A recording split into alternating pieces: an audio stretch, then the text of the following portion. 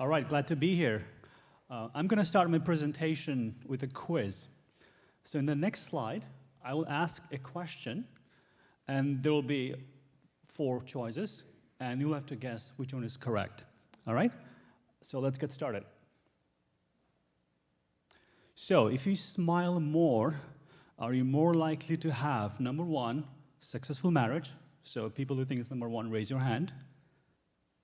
Okay, 4 or 5, 6, 7, okay. And how about make more money, number 2? Okay, a lot more, all right. How about number 3, have a job? Almost the same. And number 4, live longer. Oh, well, that's probably the most of you. What if I were to add one more choice, which is all of the above? And you would change your vote to number 5, right? And you would be correct. And in the next few slides, I will give you examples of why all of these cases are true. So the first one was successful marriage. Some researchers have analyzed images of people from college yearbook. And based on the smile patterns, how wide is the smile, the intensity of the smile, they could predict how likely they're going to be successful in their marriage. And the second point was making more money. In America, more than 3 million people rely on jobs where tips are the main source of income. For example, waiter, waitresses, bartenders. And the research shows that in those jobs, if you smile more, you make more money. Number 3 was getting a job. Recently, Holiday Inn had a few openings for which they had more than 5,000 people apply. Holiday Inn narrowed down 5,000 people to 500 based on one simple rule. And the rule was, let's eliminate all the guys who smile less than 4 times in the interview. In other words, people who smiled more got to stay for the second round. And the last one, live longer. Some researchers from Wayne State University have done some work where they looked at the images of baseball players, and they looked at the smiles, and they found a correlation between players who appeared to be smiling in the pictures had lived longer than others. So hopefully by this time, I've convinced you that smiling is useful, and we should smile more often. And now I'm going to tell you about a project that we have done that's all about smiles. So last year, 2011, was MIT's 150th anniversary. To celebrate it, we had 3 months-long festival. We called it Festival of Art, Science, and Technology, or FAST. So during FAST, we had a lot of art installations, a lot of events for which a lot of people came by, including Mario and others. So campus was always populated. And we asked this question to ourselves, is it possible to measure during the festival which part of MIT is the happiest in real time? We also wondered whether it's possible to capture data for a long period of time and perhaps gain further insights on how people in MIT behave. And that's what MIT Mood Meter is all about. So the idea of Mood Meter is pretty simple. We put cameras at 4 different locations of MIT, and as people walk by, we looked at whether they're smiling or not. And we do that by connecting the cameras to a laptop. So the camera would send 30 images per second to the laptop. The laptop with some software that would magically run some algorithm to determine how many people are currently present in that image and how many of them are smiling. And that's it. We also would take the live feed from the camera and project it into an open space as part of an interaction.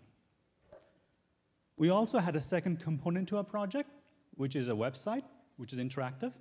So the 2 pieces of information, how many people are currently there and how many of them are smiling, get sent to a website, where we take this information to convert the map of MIT as a heat map of smiles in real time. So at any given time from any part of the world, you could log into our website and find out where you want to go to party at MIT. So when you proposed the idea of installing cameras on campus, we had to get permission from the securities office.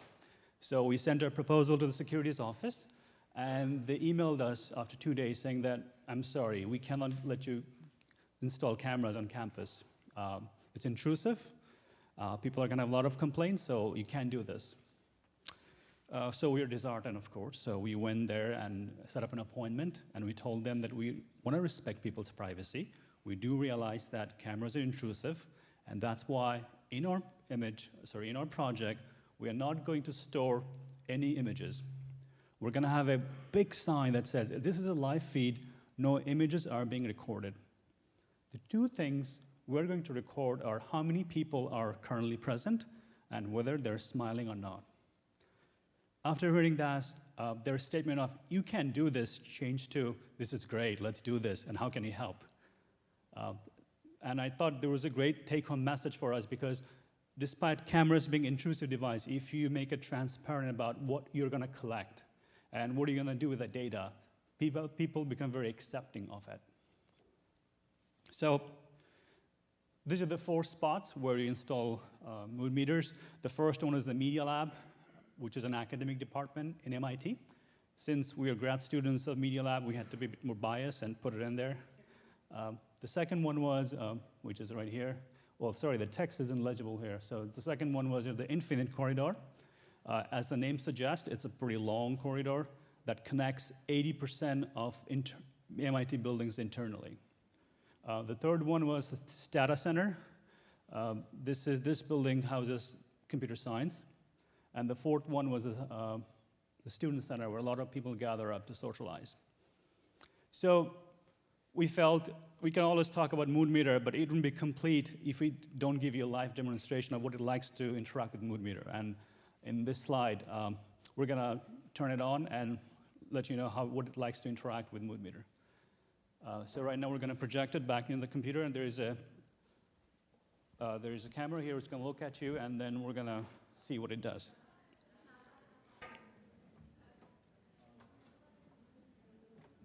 Save your smiles for the demo.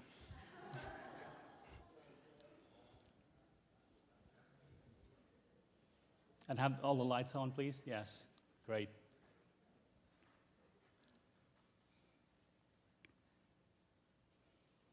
Any moment now. All right, there you go. So as you can see, whenever it finds a face, it draws a yellow blob on it. And as soon as it starts smiling, it becomes green. And on the right, you have a barometer that tells you how smiling. And if it goes above 50, something happens. So let's see if you can make it above 50. One more, just smile. So you get a bow tie when it's above 50 to give people further incentive to smile more.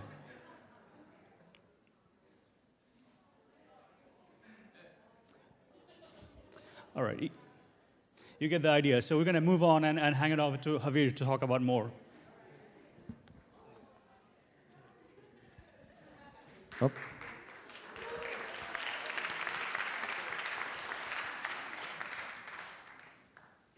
Sorry to spoil you the fun now that we were interacting with the mood meter. I forgot the clicker.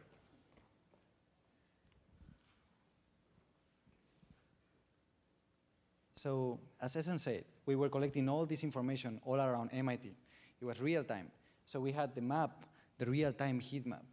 We also had separate meters for each one of the locations. So you could go to the website and see real-time the meters go up and down. And also, we aggregated all the information on the right side. You cannot see it from here, but it's labeled as calm and euphoric. I think we were a bit optimistic when we say euphoric, because I don't think we ever reached to that. We also made all the data available online, so you can go and see if you can find any interesting patterns. Maybe after the talk, you can try to answer the questions, okay, what is the department that had more fun during the whole 3 months of installation? We were very interested in understanding the types of interaction that people had with the system and know what does that really mean. So we launched a survey at the end of the study, and 300 people answered to that. The first question, okay, did the installation make you smile? And actually, 97% of the people replied that more than expected. We also asked them about their feelings, and 76% of the people say that they felt momentarily better when interacting with the system. Actually, it was even more interesting because 65% of the people say that they felt momentarily better by seeing others interacting with the installation. So this was definitely a social tool. We like, because some people describe their interaction as something very profound. It made them feel connected with other people. Actually gave them an excuse to meet and challenge the system together.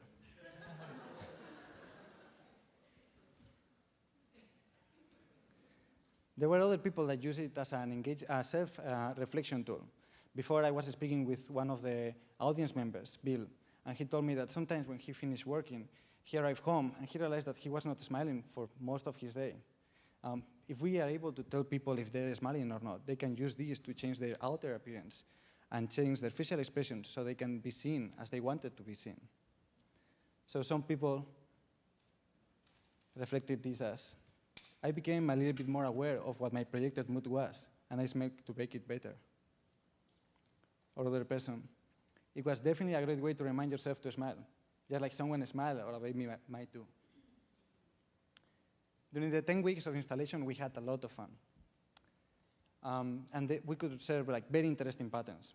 Actually, one day, we went to the website, and we saw that there was this hot spot around MIT. Actually, this was our department, and we were so excited because we saw, wow, 90%, and the others 25. So we thought there was a great party going there. Unfortunately, when we go there to check it out,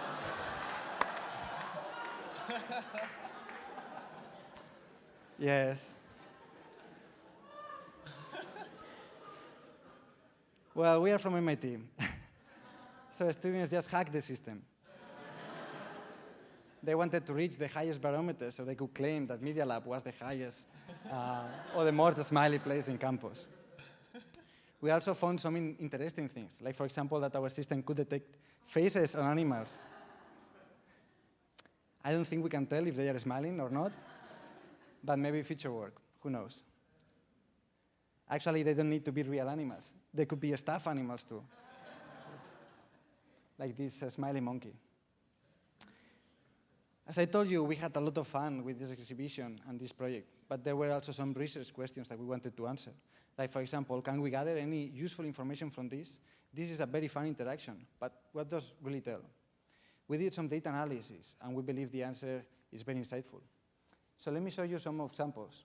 For example, we could see regular patterns throughout the weeks. We could see that the students smile more often during the weekends than during the week, even though there was less people. We also found a strong correlation with campus events. For example, we saw that it was the lowest peak during the exams period, maybe because of the lack of sleep that we were saying before. And we found the highest parameters in campus the day after graduation. Probably the day of graduation, they were too busy picking up the diplomas, but the day afterwards, I bet they were more relaxed. Actually, this could be the fun empirical fact that maybe getting your diploma, it might make you smile more. We are very optimistic about the possible applications of mood meter, and we got a lot of positive feedback. We believe that this could be used, for example, to measure the stress in a work environment. Imagine, for example, a high-level executive that doesn't have time to interact with all their employees. If he somehow could see a decrease on smiles of all their employees, and maybe when a new customer arrives, he could plan accordingly and try to improve the happiness of their employees. Also, employees could use this tool anonymously to see and to communicate with their bosses. In a different type of applications, we could use it in public speaking, like right now. Right now, I'm relying on the faces of some people that I'm looking, maybe the sound of laughter, or even if you're applauding. But if I could get like an aggregate estimate of the number of smiles that you have, I could know better when to inject humor, speed up, or maybe just have a pause. Mood meter was both a scientific and an art exhibition. It successfully captured the emotional responses of people while respecting their feelings and their privacy. We are very, very optimistic about the possible applications, and we are looking forward to our future applications where they can use it for self-discovery and greater social awareness. I hope that in the way, they take example of this project and they elicit many smiles too. Thank you. Thank you.